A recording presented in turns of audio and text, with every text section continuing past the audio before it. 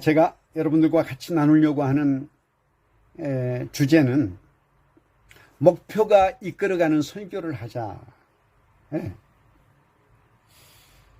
몇 개월 전에 제가 한번 이 부분을 조금 여러분들에게 말씀을 드렸습니다. 현대 설교의 특징 중에 가장 큰 특징은 원포인트 설교입니다. 내러티브 형식인 스토리텔링 설교를 지향을 하면서 하나의 주제에 초점을 맞추는 설교, 이게 바로 원포인트 설교입니다. 이를 위해서 설교자는 본문에서 반드시 하나의 목표, 하나의 주제를 찾아야 됩니다.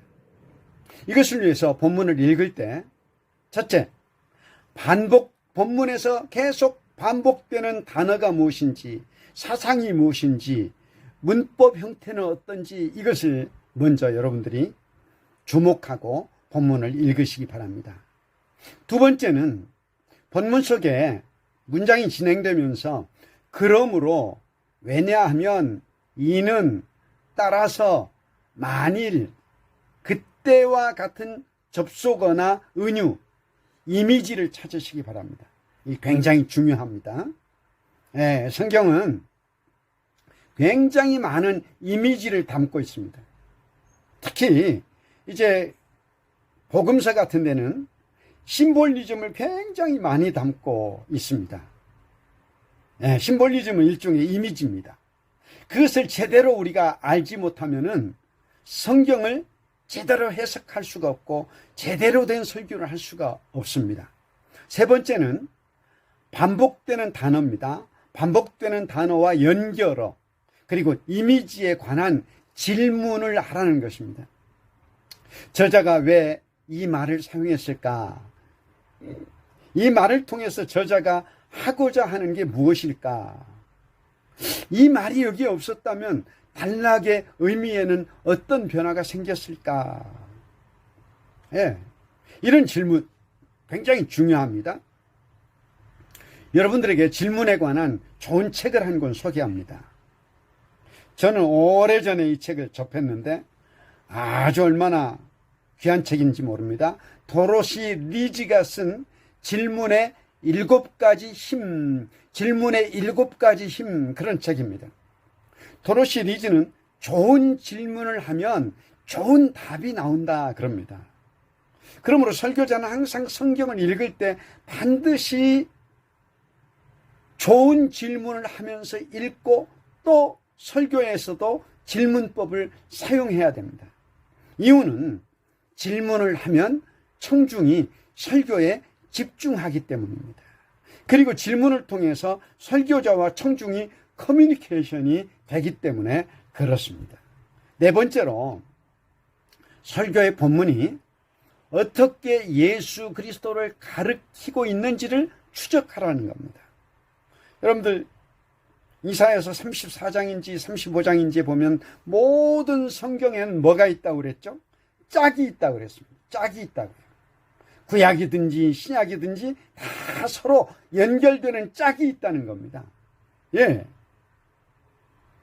그래서 여러분들은 예수 그리스도와 구약에 무엇이 짝을 이루고 있는지, 혹은 신약에 예수 그리스도와 무엇이 짝을 이루고 있는지를 추적하는 겁니다. 다섯 번째, 본문에서 설교의 주제, 즉 설교의 목표가 무엇인지 반드시 목표를 찾아야 됩니다. 그래서 목표가 이끄는 설교를 하셔야 됩니다. 현대 청중은 얼마나 복잡한 삶을 사는지 알 수가 없습니다. 그렇기 때문에 설교는 갈수록 단순해야 되고 집중해야 됩니다. 단순, 집중, 반복, 이겁니다. 거기에서 설교의 에너지가 막 쏟아져 나옵니다. 자, 그러면 잠깐 워크샵을 하나 하도록 하겠습니다. 본문은 요한복음 2장 1절로 11절입니다. 첫째로, 본문의 중심 사상은 어디에 있습니까? 1절로 11절인데 본문의 중심 사상이 여러분 어디에 있을 것 같습니까? 맨 마지막 절에 있습니다. 요한복음 요한복음 2장 11절을 제가 읽어드리겠습니다.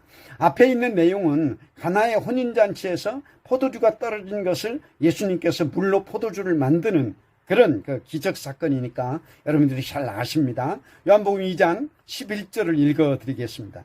예수께서 이 첫 표적을 갈릴리 가나에서 행하여 그의 영광을 나타내심에 제자들이 그를 믿으니라. 그의 영광을 나타내시며 제자들이 그를 믿으니라. 이렇게 되어 있습니다. 자, 이것이 중심 사상입니다. 그러면 두 번째로 왜 이 11절이 중심입니까? 이 기적은 예수님의 첫 번째 표적이라 그랬습니다.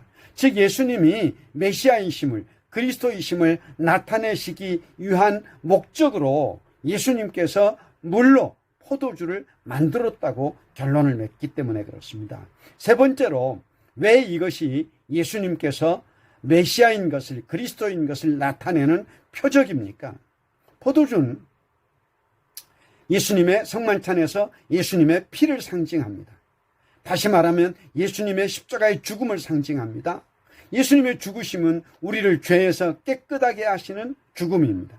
하나님의 죽으심입니다. 또 인류의 슬픔을 기쁨으로 변화시키는 죽음이기도 합니다. 네 번째입니다. 물이 포도주가 될 때 사용한 도구가 무엇입니까? 하는 겁니다. 포도주가 들어있던 항아리가 아닙니다. 정결례를 행하는 물 항아리입니다. 이것은 무엇을 말합니까? 죄인인 인간이 그리스도의 피로 정결케 된다고 하는 것을 의미합니다. 그러니까 물 항아리는 이미지를 담고 있습니다. 제가 앞에서 그랬죠. 성경 속에서 이미지를 찾으라고 그랬습니다. 다섯 번째로 물이 포도주가 된 것은 무엇을 의미합니까? 물도 이미지를 담고 있습니다. 물은 몸이 건조한 이미지를, 포도주는 기쁨과 풍요를 상징하는 이미지를 담고 있습니다. 물 같은 우리 인생이 그리스도의 피의 복음으로 거듭남으로 기쁨과 축복의 인생을 사는 것을 의미합니다. 마지막 여섯 번째로, 그렇다면 이 본문에서 우리가 하나의 주제를 잡아야 되는데, 설교의 목표를 잡아야 되는데 무엇으로 해야 설교의 에너지가 많이 나오겠습니까? 예수님을 통해서 물이 포도주로 어떻게 됐습니까? 변화되었습니다.